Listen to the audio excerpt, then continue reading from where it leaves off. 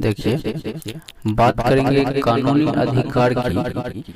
तो कानूनी अधिकार जो है ना, बेटी के लिए पहले जो है कुछ और हुआ करता था और बेटा के लिए कुछ और हुआ करता था। ढेर सारे राज्यों में अलग अलग कानूनी अधिकार था, ढेर सारे कंट्री में अलग अलग कानूनी अधिकार था बेटी के लिए और बेटा के लिए। बात करेंगे पिता की संपत्ति को लेकर के, बेटे और बेटे का क्या अधिकार है। दादा परदादा या पिता हो गया, दादा हो गया, परदादा हो गया, इस सब का अगर संपत्ति है तो उसमें जो है बेटी का और बेटे का क्या जो है अधिकार होता था। तो पहले की अगर बात करें तो पहले जो है बेटे और बेटियां में ढेर सारे जो है असमानता हुआ करता था। यहाँ तक कि ये लोग जो है बेटे को पढ़ाता था और बेटी को नहीं पढ़ाता था। ऐसे ढेर सारे वर्क है जो बेटा कर सकता था लेकिन बेटी नहीं कर सकती थी। कुछ ही समय पहले की बात है, बेटियां जो है बहुत पर्दे में रहा करती थी।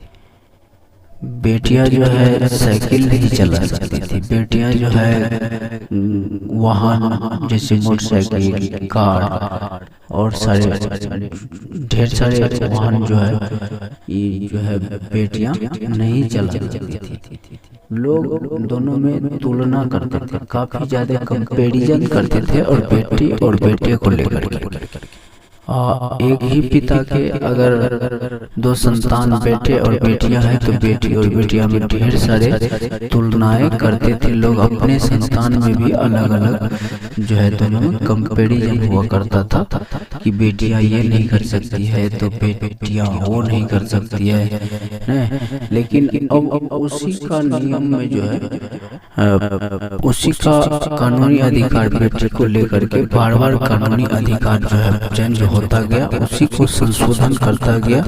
अब जो है ढेर सारे जो है नियम में जो है परिवर्तन हो चुका है।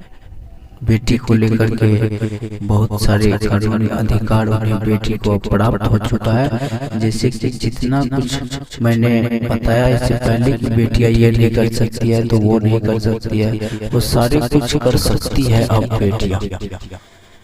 सीधा आप समझ लीजिए, अगर आप कहीं से भी है तो आप अगर सुन रहे हैं, वीडियो को देख रहे हैं तो ध्यान दीजिएगा कुछ साल पहले और अभी की डेट में कि जो बेटियां अभी क्या नहीं कर सकती है, ये नहीं कर सकती है, वो नहीं कर सकती है, उसको छोड़ करके ध्यान दीजिएगा कि बेटियां, ये दिमाग में लीजिएगा कि अभी बेटियां क्या नहीं कर सकती है, क्या नहीं कर रही है।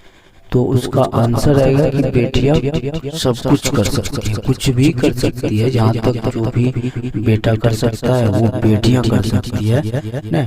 तो उसका जो है अपोजिट हो चुका है, अब बेटियां कुछ भी कर सकती है। ठीक। तो उसको आप ये नहीं कर सकती है कि वो नहीं कर सकती है, ये चीज में आप जो है नहीं पढ़ सकते हैं। आप सीधा जानिए कि बेटियां सब कुछ कर सकती है। बात कर इसीलिए कानूनी अधिकार में जो है संशोधन होता गया।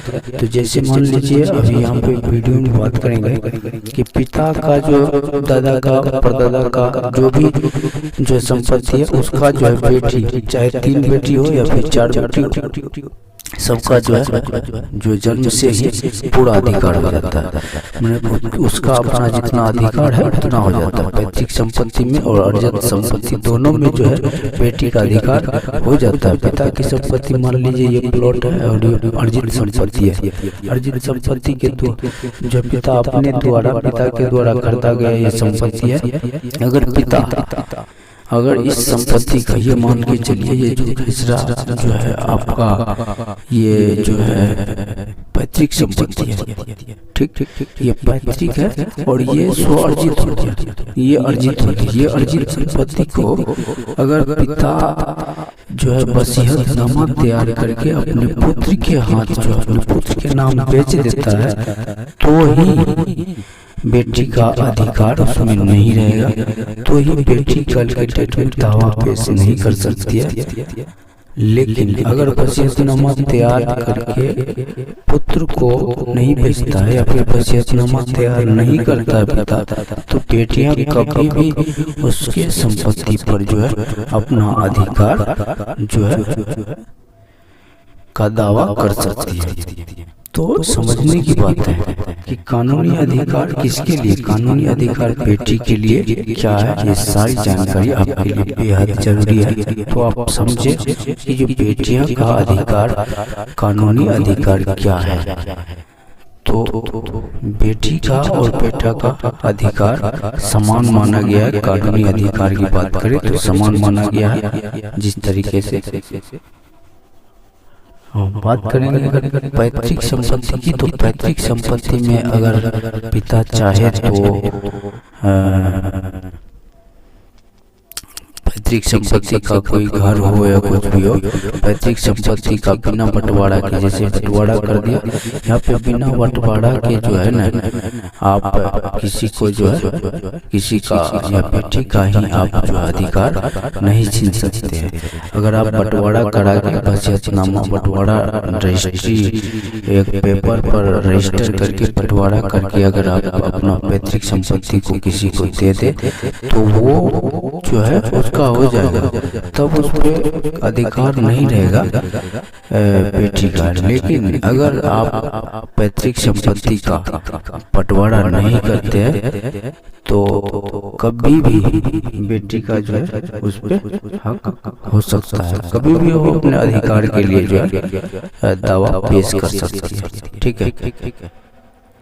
तो अगर आप पैतृक संपत्ति को बंटवारा करके और उस पर त्याग पत्र दे दे, तो ही आप जो है उस संपत्ति का, जिसको दिए वो जो है उस संपत्ति का मालिक हो सकता है। अन्यथा बेटी कभी भी उस संपत्ति पे जो है अपना दावा पेश कर सकती है। ये कोर्ट का कानूनी अधिकार है। तो ये कुछ जानकारी था जो मैंने आपको शेयर करने का प्रयास किया। जानकारी अच्छी लगी है तो वीडियो को लाइक करिएगा, चैनल को सब्सक्राइब कीजिएगा और बेल के आइकन को प्रेस करके ऑल पे प्रेस कर दीजिएगा, ताकि इस तरह का लेटेस्ट नोटिफिकेशन जैसे ही हम वीडियो डालते हैं आपको तुरंत उसका नोटिफिकेशन मिलेगा और आप जानकारी ले पाएंगे। तो फिर मिलेंगे अगली वीडियो में, तब तक के लिए जय हिंद।